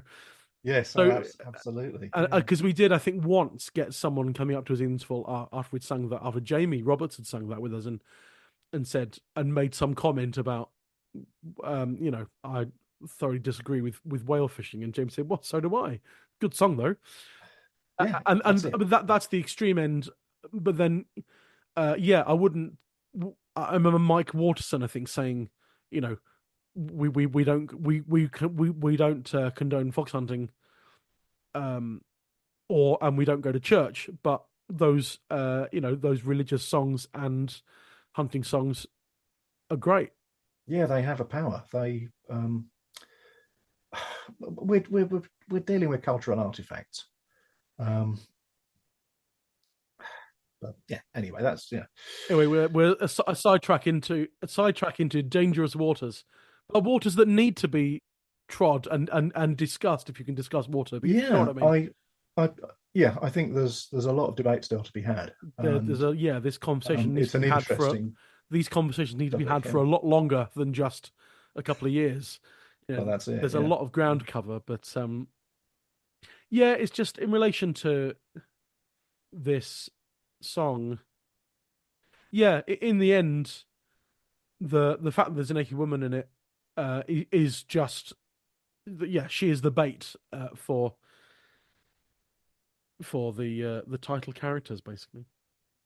And it does seem as though our hero, our fated hero, ill-fated hero Johnson, his intentions are noble because he frees her, and then he places her on his horse and puts his coat around her. That's it. Yeah, usually. So his intentions are honourable. He covers her modesty as soon as he can. So there's nothing. Although in some versions he doesn't seem particularly modest about himself, because when there's a lot of versions that when she stabs him, he then says, "Oh, see what you have done! You have killed the bravest butcher that ever the sun shone on." He's got a very high opinion of himself. Braggadocio, isn't there? Yeah. Belief for you. Again, though, yeah, this is writing for the crowd, isn't it? It's it's the declamatory style. It's that kind of thing. And I guess if these were, I mean, this song, there was a broadside of this. I think Steve mentioned, but certainly with broadsides, these songs obviously would have been sold on paper to people who would buy them, but then the person selling them, I think, would have probably wandered the streets singing them, and as a way of advertising. and then you'd be singing them to a crowd in much the same way as back then a traveling salesman would tell you a totally made up spiel about this bottle of tonic that will cure all your ills. Ah, yes, Pirelli's Miracle Elixir. Yeah. Pirelli's Miracle Elixir. It's really Todd. So I imagine that sometimes these songs were written with slightly more sort of larger than life characters, or in the way of this one, that he sings about himself, the bravest butcher that ever the sun shone on, as in some ways, and in a way of advertising these songs to a crowd. They are in fact, the singer is therefore playing to the crowd, and there's an element of performance in the way it's written, I guess. Absolutely, yeah. I mean, is he claiming that he is a brave butcher because his trade is making sausages? Interestingly enough, Dick Turpin, before we went into the highwayman business, was a pork butcher. So yeah, Turpin sausages would have been a thing. Oh, that's interesting. Yeah, yeah. But yeah, little snippets that the research that goes into this stuff, I ask you. So he describes himself as the bravest butcher, but is it that he's advertising, and you can buy my sausages, or is he a butcher in the sense that he has slain all of these other highwaymen? I think that might be a piece of language. So I am a bold butcher. I have dispatched. I have laid waste to my enemies. I mean, certainly the use of the word brave. You don't normally come out of a butcher's and a meat butcher's and say, "What a brave man he was, sourcing out that food for me." Yeah. Or I mean, 2 pork chops, terrifying. Yeah. Well, on the other hand, I'm just playing devil's advocate here. On the other hand, you have to have a bit of in terms of preparing meat for a butchery, you do have to, I guess, have a strong stomach and a bit of courage in order to kill a pig, for example. Yeah. And so I don't know whether that has anything to do with it or not, but it's something that came to me just now. But nevertheless, to modern ears at least, the word brave more implies courage and fighting and that sort of thing. Because the song does call him, in a lot of versions, that Johnson being a valiant man and a man of courage bold.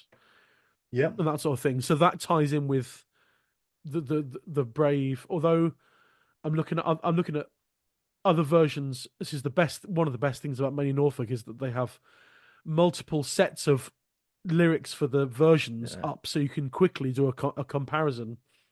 I think I've got a man. Bob Scarce, we mentioned earlier. Bob Scarce, I mentioned earlier, she has killed the finest butcher boy, so that doesn't necessarily brave. Harry Cox she's killed the finest young man. Oh no, previous verse, the finest butcher. Carolyn Hughes, one of the cleverest butcher boys that ever the sun shone on. Yeah. Martin Carthy doesn't do anything like that in his version. Who's this singer? Biggin Smith, the finest butcher boy.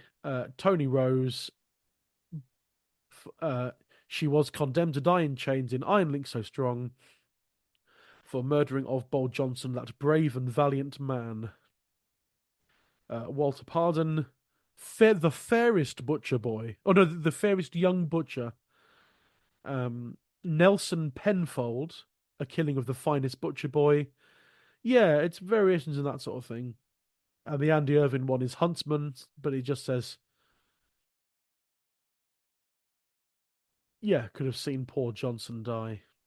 Yeah. And what's your version do? So yeah, I don't have him boasting about his achievements. It's poor Johnson, he span round about and fell down to the ground, and he cursed that wretched woman who gave him his death wound. Oh, and that's where it ends. Well, no, I've got another verse after that. The day it being the market day, there were people passing by who saw this awful murder, who saw poor Johnson die. Okay, yeah, the Andy Irvine had a verse like that, yeah, and which was, and Johnson killing 2 of them, not minding the woman behind, as he was at the other one, she stabbed him from behind. The day was free and a market day. The people all passing by could have seen this awful murder, could have seen poor Johnson die. So I guess some of them have that sort of thing. Most versions end with she stabs him and he says, "Oh no, you stabbed me. I was so great." Yeah. And then the occasional version has a kind of wraparound ending verse about this happened on a market day and people who are passing could have seen this happen. Which actually, I guess that kind of, I wonder if that might have been an older variant, because that kind of brings the story home to ordinary people going to market and that sort of thing. Well, it's slightly odd that you've got kind of two settings. The implication is that these events take place on the road. The three butchers, they start out from London all on a market day. We know it's the market day, but they've started out. They're not very far. Yeah. And then they bring it back at the end. The day it being the market day, there were people passing by who saw this awful murder. It's almost implying that it's happening in the market square, and everyone's going, "Oh, that's unusual for Wednesday, isn't it? Yes, we don't normally get a few versions say things about when they, all on one market day as they rode along the road as fast as they could ride. But usually the woman is. It says usually the woman turns up in a verse that starts usually with something like, as they came into the woods and that sort of thing. Yes, which in my mind implies that this is all that the rest of this action, her pinned to the ground and everything, happens slightly off the road in the woodland slightly. Well, they hear her cry out, which is what draws them off the road. Yeah, it's close enough that that they can hear her, but it's far enough off the road that no one saw it happen. But the ending verse says they could have seen it happen.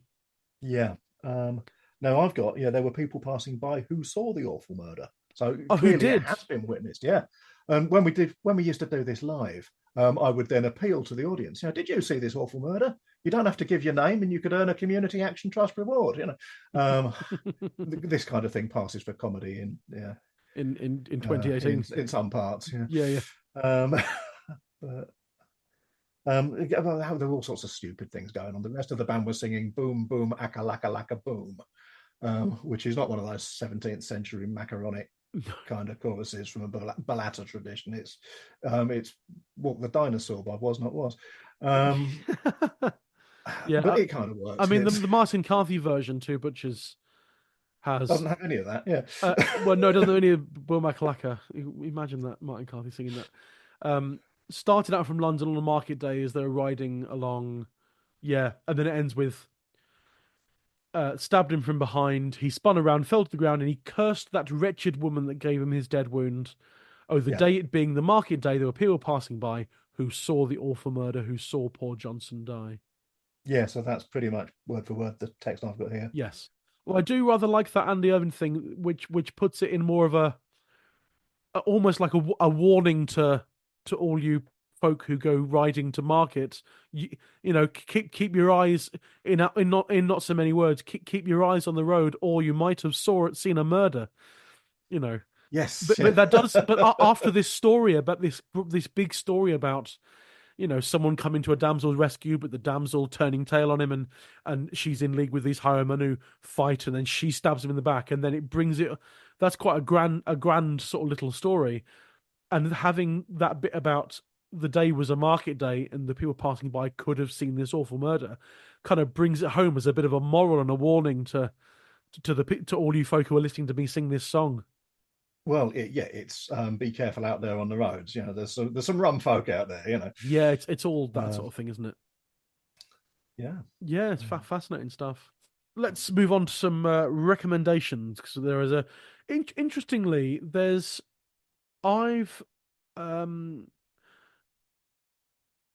far as I can come across, it does seem as if there are more traditional source recordings of this than there are revival. It seems to be quite a well-known song on the folk revival, but not as many people sing it as you might expect, considering how well-known it is. Yeah, I mean, it might be one of those that people look at it and go, "Well, that's not really good enough to record, is it?" But I don't know. There are some great versions. I mean, Carthy. Well, I never stop talking about the man. I think he's brilliant. I mean, well, he is, and we heard him 5 episodes ago, I think it was, on the podcast talking about the Elfin Knight, and we all know how wonderful Martin Carthy is. But he did that, didn't he, on his second album, which was helpfully entitled Second Album, Second album. 1966. And actually, it's a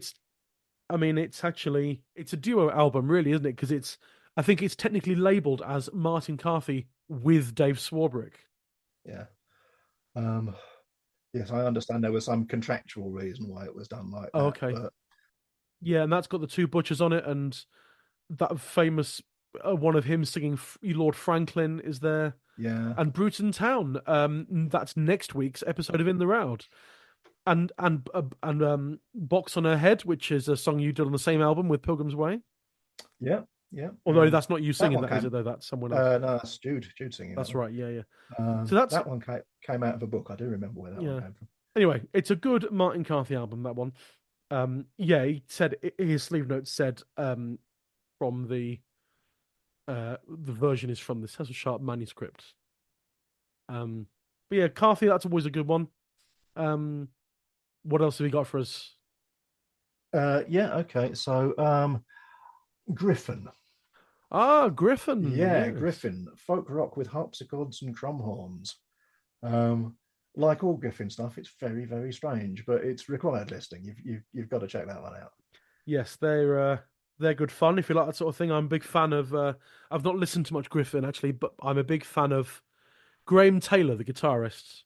Oh yeah. He is a splendid chap and a brilliant guitarist. I've love his work in Home Service and in the 2 albums he played in the band of the John Kirkpatrick band, which was John Kirkpatrick accompanied by a rock band essentially, and he did a splendid 3-minute guitar solo in the middle of the Oakham Poachers, which I always loved that, because what you need in a Gloucestershire poaching ballad is a screaming guitar solo, but Graham Taylor delivered it in spades. So yeah, I love Graham Taylor's work, and Griffin, great stuff. Yeah. Who else? We've got Steel Eye did it, of course. The great Steel Eye Span. Yeah. And I think there's a live version of this on one of the albums and a studio version. Oh, there we go. Yeah, that's right. The live one is a 1994 album called Steel Eye Span in Concert. That's the one. And then there's a studio version from 5 years earlier, the 1989 album Tempted and Tried. Yes, Tempted and Tried. Yeah. Oh, we should say that the Martin Carthy one is called Two Butchers, just to show the variation in titles. Griffin had the Three Jolly Butchers, and Steel Eye had Two Butchers again. Two Butchers, wasn't it? Yeah. Oh, and actually, the Steel Eye's Two Butchers was also the B-side of a single. They recorded the song, Peter Knight's own composition song, Following Me, as a single. And the B-side was their studio version of the Two Butchers. Oh, there you go. Pete Seeger did it with a banjo back in the day. I think he has 3 butchers rather than 2. Oh, yes, that's right. So you should listen to that because that's good value for money. 1 extra butcher. There you go. I mean, even though there's 3 butchers, it's still only one that does any actual work in the song. This is true, yes. Yeah, it's like Roud 8, the 2 sisters we covered on the last season. It's always called the Two Sisters. If there are sisters in the title, it's always the 2 sisters, but you get other titles like Bonnie Bows of London, the Bows of London Town. But when you get the sisters, it's 2 sisters, but almost always the song mentions 3 at the beginning. 3. It says he had daughters 1, 2, 3, and then only 2 of them get rest of the song because the eldest one and the youngest one get mentioned. The middle daughter is... and the middle is not mentioned again. Apart from one of the American versions of that song, that I know that Tom Waits did sing on an album, and that has he had daughters 1, 2, 3, 4. I'll be true to my love if my love be true to me. Yet only the eldest and youngest get mentioned in the song. So it's I'll have to have a look. I like Tom Waits. Just because there's a number of characters mentioned in the title doesn't mean all of them get equal screen time. If you see, pardon me. It's an odd one. Ravens have the same trouble, don't they? That's right. Yeah. As we covered last season, the 3 Ravens, the 2 old crows. But yeah, Pete Seeger, seminal stuff. I will shout out to 5 other ones. three of which are linked by the time period they were released in, which I just find quite interesting. But a couple of recent ones, the great Andy Irvine, the Irish singer Andy Irvine, is absolutely splendid singer and instrumentalist. Was a founder member of the Irish band Planksty, and founder member of the Irish band Patrick Street, who are one of my all-time favorite bands. But on his 2010 solo album called Aber Curra, Andy Irvine sang Three Huntsmen, which he learnt from someone who got it from someone who got it from someone in Dublin. Well, that's how it goes. Well, there are names. I just didn't bother to list the names. Okay. Oh, right. Learnt it from Johnny Moynihan, who got it from Dave Smith, who got it from Paddy Lawless in Dublin. There you go. Right. Okay. If you can work that one out. And he wrote in his sleeve notes, "We always loved the line, 'Out sprang three bold and swaggering men with swords keen in hand.' Read into that line what you want, what you will, you know." There's also a trio, a short-lived trio, sadly short-lived trio, back in 2014 called OSS, O-S-S. They were brilliant. Yeah, they made a three-track EP. This is the singer Nick Hart singing and playing the duet concertina. Same duet concertina as me, which is and my concertina was in your hands once because I bought it from mutual friends of ours and I borrowed it from you in order to have a go on it. Oh, that's right. That's by the by. But Nick Hart sang that with OSS. That was a trio of Nick Hart who sang and played the concertina. Tom Moore plays fiddle, and John Dipper playing the viola d'amore. Tom Moore's parents are legends. They are legends, yeah. But I have two cats that were kittens that I got from Tom's mum and dad. Oh, there we go. And and they're splendid creatures. Yeah, the biggest and the smallest of the litter, and they're inseparable friends. There we go. Yeah, lovely cats. Excellent. And what a link. That's an unexpected link to mentioning OSS. But anyway, the OSS made a 3-track EP in 2014. I think it's just called EP. Yes, I think you're right. And The Two Butchers is the opening track of that EP. Highly recommend that. It's on Bandcamp for a very popular price. And so you should all give a little bit of coppers into the pockets of those three gentlemen. But I also want to mention three albums from the early 1970s. It's interesting because what happens on the folk scene is that a lot of people tend to be quite conscious about song choices when it comes to searching for songs to record on an album. One of the things I'm always doing is listening to what other people are releasing and going, well, I shouldn't really sing any of those songs because they've just recorded it, even though it's a different version. And that sort of thing. You try and, out of politeness and good manners, not record anything too similar to anything that's already happening. Well, that's it. It's a very difficult process sometimes because, we've got these great luminaries, those who have gone before us, and they've recorded everything, and often in absolutely defining versions, and it does create a ethical problem for the conscientious singer of this stuff to, what do you select? How much time has to pass before it's okay to do that song? And at the end of the day, these are supposed to be traditional songs. These are people's, the voice of the people. They're supposed to be everybody's. But we know as performers it's not like that because so much goes into the editing and the arrangement, and a lot of the work that goes into these songs, if you're doing your job well, it's invisible. It should feel like it's part of the fabric of the tradition. And that's a thing that I try to be hyper aware of when picking material, because there's very little that hasn't been recorded out there by somebody already. I think it's just a case of, for me, it's, I might say, oh, I've just found a version of this song. That's really good. I'd love to sing that with my trio Culverake or whoever. But in the end, I might think, oh, well, actually, so-and-so's just released an album now and a version of that is on it.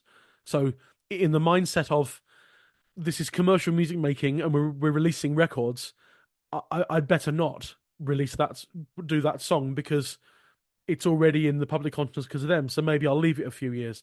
And I think certainly when it comes to albums that were made in the 60s, 70s, and 80s, and even 90s, I think that's fine now. I think enough time has passed. But when it comes to these three I'm going to mention now, it's all quite in quick succession. We've got 1970 was the debut album by the magnificent singer Tony Rose, and the album Young Hunting. And he recorded the song The Three Butchers on that. Second track on side 2. And we were talking about this album before we started recording this. What a time to be alive and recording on the folk scene 1970 was. Oh, blimey, yeah. Because I'm looking at the personnel listings for Tony Rose's album Young Hunting, wherein you can find the Three Butchers. And this track, for example, Tony Rose sang and played English concertina, and this particular track is him singing, accompanied by, on the guitar, Robin Dransfield, and on the fiddle, Barry Dransfield. I mean, that's your backing band for that song. And the rest of the album has chorus vocals on a couple of tracks from what was described on the sleeve notes on the LP sleeve was Tony Rose's distinguished singing friends. But upon some research, turns out to be Dave Calderhead, John Kirkpatrick, Kevin Shields, June Tabor, and the Young Tradition. Yeah, well, that's kind of the backing band of Dreams, isn't it, really? Yeah, but that's astonishing. But anyway, that album came out in 1970, right? We're keeping notes here. The following year, 1971, is the eponymous album on Trailer Records, which I assume, therefore, is the debut solo album by Roy Bailey. Yeah. The great and much missed Roy Bailey. And that'll have been recorded about 2 miles up the road from me. Quite at the it would have been done at Leader Sound in Greetland. Yeah, recorded and produced by Bill Leader. Doesn't say where, but yes, it must be. It was Bill Leader. Yeah. Production master at Livingston Studios. Not that anyone cares. Oh, it's okay. And that's got Livingston, of course, produced Penguin Eggs. Oh yeah, that's right. That was, Nick Jones's album.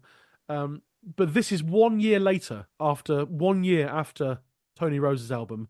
It's presumably a different version because this one's called The Three Butchers, but nevertheless, it's still Roud 17 turning up a year later on as side 1, track 1 of Roy Bailey's album, Roy Bailey. Him singing, accompanied by Martin Carthy on guitar and Peter Knight on the mandolin. Yeah, okay. Yeah. What good backing. All-star cast again, isn't it? Yeah. And John Kirkpatrick's on that album, and also is Leon Rosselson, the great songwriter who is currently 95 and still going. He stayed at my mum and dad's once when he did a gig in Doncaster. There you go.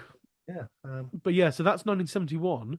And the following year, a group called the Druids did it. Oh, yeah. Which, among others, is mutual friends of ours, Keith Kendrick and Johnny Adams. Yeah. Other people. And there it is, side 2, track 2, Three Jolly Sportsmen. And so, but that's the third year in a row someone's released a version of Route 17. It kind of goes like that a bit, though. I mean, so what was it about this song that the 70s seemed to like this? Because then there isn't a 1970. Oh, and then 1973, Griffin. Yeah. So that's 4 years in a row. Yeah. Again, is it the rather striking imagery in it? Is this song the Pirelli calendar of its time? Well, obviously, this song it obviously struck a chord with people, with these recording artists in the early 70s. But it goes like that. I mean, do you remember a few years ago, everybody was doing John Ball? And that some songs just a song hit a nerve into the popular imagination, and everybody goes, "That's brilliant, let's do it." Let's do it. Yeah, that's 4 in a row. 1970 for Tony Rose, 71 for Roy Bailey, 72 for the Druids, and 72 for Roy Harris. Actually, you didn't mention Roy Harris, but 1972 as well, and then 1973 for Griffin. Yeah, it happens that way sometimes. But I also thought it was quite interesting that there was suddenly a massive sort of spate of them in the early 1970s. But anyway, that's a good list of recommendations. Martin Carthy, Steel Eye Span, Griffin, Pete Seeger, Andy Irvin, Oss, Roy Bailey, Tony Rose, and the Druids. And Roy Harris. There you go. I did mention Roy Harris. So, I think we better stop there. As I said to other people in this podcast, people always, as I'm sure you're well aware from recording albums for people, you don't finish making an album, you just call it to a halt. You just have to call time and say, let's stop now. Yes. I'm sure this conversation could carry on a lot longer, but I think we should stop there. Yes. Art is only ever abandoned, it's never completed. Yeah. Quite so. But yes, we'll stop there. And thank you ever so much for coming on and doing this. This has been absolute pleasure, mate. Marvelous. Absolute pleasure. And I'll at some point I'll go through your mainly Norfolk page and because helpfully mainly Norfolk lists everyone's discographies with the Roud numbers next to the song names, which is very handy for people like me who are trying to find out who has sung what. Who has sung what from Roud's 21 to 30, for example, which is season 3. But I'll go through and see if we can get you back at some point in the not too near future. I don't want to. I haven't told any listeners this, but I'm more than happy to have singer guests repeated. But I want at least 1 or 2 seasons gap between repeat appearances, just so it gives everyone a chance to get on. Otherwise, I'll be having Martin Carthy on for 7 out of the last 20 songs. Well, that's it. And so I do want a wide spread of singer guests, basically. So we'll definitely have you back, but it won't be for maybe a year or so or longer. We'll see. There's enough songs out there, and there are enough people singing the songs to have a variety, and that's what we want. It's nice to be able to say that. Yeah, it's great. Anyway, thank you again. So for the time being, Jon Loomes, thank you very much. Thank you. It's Ibsen, Gibson, Johnson, as I have heard men say. They started out for London, all on a market day. And as they were riding along, as fast as they could ride, "Oh, stop your horse," cries Johnson, "for I hear some woman cry." "Oh, I will not stop," says Ibsen, "I will not stop," says he, "I will not stop," says Gibson, "for robbed we shall be." So Johnson, he's got off his horse, he's searched the woods all round, and he's found a naked woman with a hairpin to the ground. "How came you here, dear woman? How came you here fast bound? How came you here stark naked with your hairpin to the ground?" "Oh, they've robbed me, they've stripped me, they've left me here fast bound. They've left me here this morning with my hairpin to the ground." So Johnson, being a valiant man and a man of valiant mind, he's put his cloak all round her, then he's had her up behind. And as they were riding along, as fast as they could ride, she's put her fingers to her lips and she's given 3 shivering cries. Well, out jumped 3 bold highwaymen with swords so keen in hand, who then commanded Johnson, commanded him to stand. "I'll stop, I'll stand," says Johnson, "I'll stop, I'll stand," says he, "for never was I in all of my life afraid of such as thee."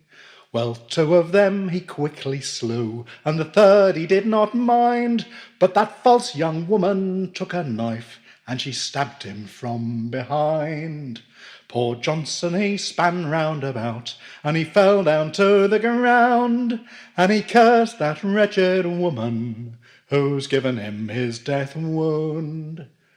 Oh, the day, it being the market day, there were people standing by who saw this awful murder, who saw poor Johnson die.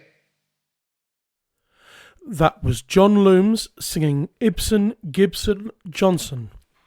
And that brings us to the end of the episode. What do you think? What are your thoughts on the song? I'd love to hear from you. If you'd like to get in touch, feel free to drop me an email at intheroud@singyonder.co.uk or visit the podcast on various social medias, Facebook, X, formerly known as Twitter, although I'm not sure how long I'll still be on there, and Instagram, and also Blue Sky now as well, which is everyone had a mass exodus from X over to Blue Sky. Just any of those, search for In the Roud, a folk song podcast.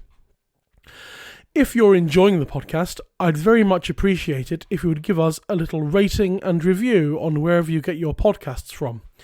That really helps the podcast to reach a wider audience. And if you'd like to support the podcast in a financial manner, you can. In the Roud now has a Patreon. Just go to patreon.com/intheroud, and for either a £5 or £10 per month subscription in support of me and this podcast, you'll receive weekly bonus episodes, mainly focusing on other songs from further on in the Roud Index, but also episodes on other areas of folk song, including collectors and singers. So far on there, we've had a 3-episode Singer's Choice mini-season with special guest Nancy Kerr, and a collector spotlight episode looking at the life and collecting work of Sabin Baring Gould with special guest Martin Graeber. We're now at the beginning of a mini-season devoted to traditional and local carols. Last week we had carols expert Ian Russell giving us an introduction episode. And this week on the Patreon we have the first of 4 episodes, each one looking at a different carol. For this week's episode, I'll be joined again by Ian Russell, and the song we'll be looking at is Roud 936, While Shepherds Watched Their Flocks by Night. Hear this and more at patreon.com/intheroud. One last huge thanks to this week's guests, Steve Roud and Jon Loomes. Join me next week for episode 8. We will be looking at Roud 18, which is the song Bruton Town. My historical guest will be Steve Gardam, and my singer guest will be James Patterson. Until then, that's it from me. Stay safe, be well, and I'll see you next time in the Roud.